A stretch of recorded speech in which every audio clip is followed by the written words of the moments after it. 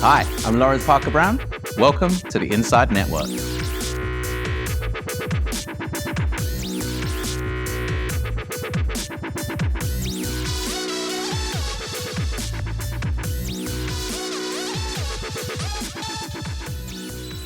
Welcome to INDepth. I'm Laurence Parker-Brown.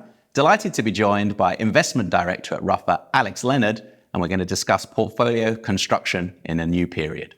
So let's, Alex, explore the current macro backdrop. What are some of the structural changes that are taking place? Well, first on, thank you for having me. Delighted to be here. From our perspective, we think we're at the midst of a very significant regime change in financial markets, moving from a regime of low and stable inflation and moving into a regime of structurally rising and volatile levels of inflation. Now that matters first and foremost because if inflation is going to be volatile, it's going to be more uncertain. So if you've got that uncertainty, you need to demand a greater term premium in fixed income markets, and corporate earnings will probably be more volatile. So you should have a higher equity risk premium in equity markets. But perhaps underlying it all is if you're moving into a world where correlations are going to be less stable, that talks to a very different portfolio construction in the new regime from the one that has been so successful in the last regime. For the last 4 decades, the answer has essentially been own stuff and combine it with some bonds, and generally you've been fine. Most things have gone up in value, and at times of stress, you can rely on that negative correlation between bonds and equities. The really exciting piece about the new regime is whilst it's going to be more challenging for asset allocators and asset owners, you're going to have dynamic correlations between bonds and equities. So the job of asset allocation is going to be very different from the world that has been so successful for the last 4 decades. Different, more intellectually challenging. There's also presumably some short-term risks that investors need to navigate.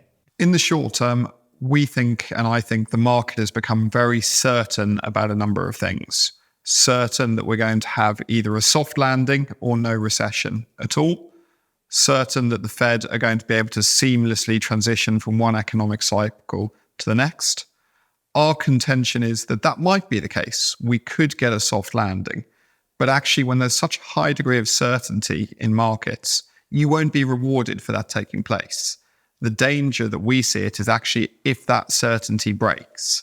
If you get a harder landing than is currently expected in markets, that's not what's priced. And that will expose a huge vulnerability and fragility around asset market portfolios that are currently optimized with low risk premiums around the presumption of a soft landing. There's this degree of uncertainty in a challenging environment. How might active management fare? It's had a challenging last decade or so. Slightly tongue-in-cheek, as an active manager doing asset allocation, of course, we're going to say that active management is going to be more important. But we really believe it. Fundamentally, if you're going to move into an environment where there is going to be shorter and more volatile economic cycles, shorter and more volatile market cycles, and unstable correlations, you're going to need to be active to generate the returns that have come over the last few decades. And importantly, if you're moving from a world where disinflation dominates, that's unlikely to be supportive of passive investment. So let's explore the investment process. You're looking to manage risk, but deal with these cycles that are unpredictable and dynamic. What does it look like?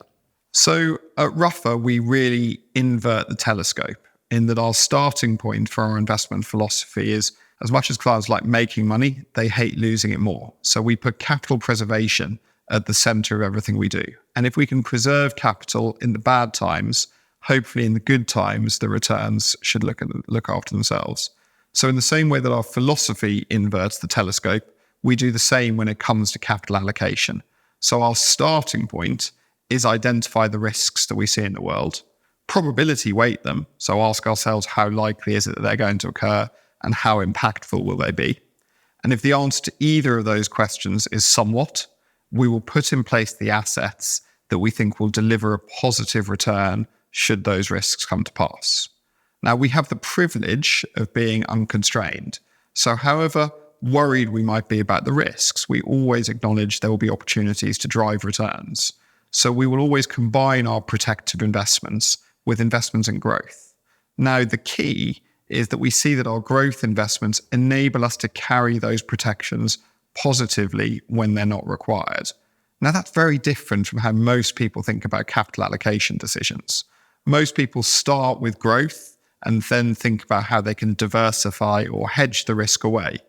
We start with the idea of risk and protecting against it, but then spend the rest of our energies asking ourselves, what if we're wrong? How can we carry that protection when it's not required and then still deliver our clients a positive return in the interim? You have a compelling final outcome, or certainly a process that guides towards it. If I was an advisor thinking this is something I'd like to incorporate into my work and helping clients, where would it sit and what role would it play in a portfolio? So I think the role is more straightforward. We provide an uncorrelated return stream, particularly during periods of stress. That's been evidenced over the last 3 decades of being able to preserve our clients' capital through the dot-com bust, the global financial crisis, COVID-19, and 2022. So the benefits of providing negative correlation during periods of stress is essential and ultimately enables you to take advantage of opportunities coming out the other side. That tends to mean that we do sit in the alternatives bucket within portfolios, but equally, because our return stream is consistent, stable, we have also seen ourselves used as an alternative to cash or indeed a low beta version of equities. But I think the most appropriate where we can sit in portfolios is to provide an uncorrelated return stream and a true diversifier with an overall asset allocation. It's a compelling period to be investing. Thanks for your insights, Alex, and we look forward to hosting you again soon. Thank you very much, Laurence.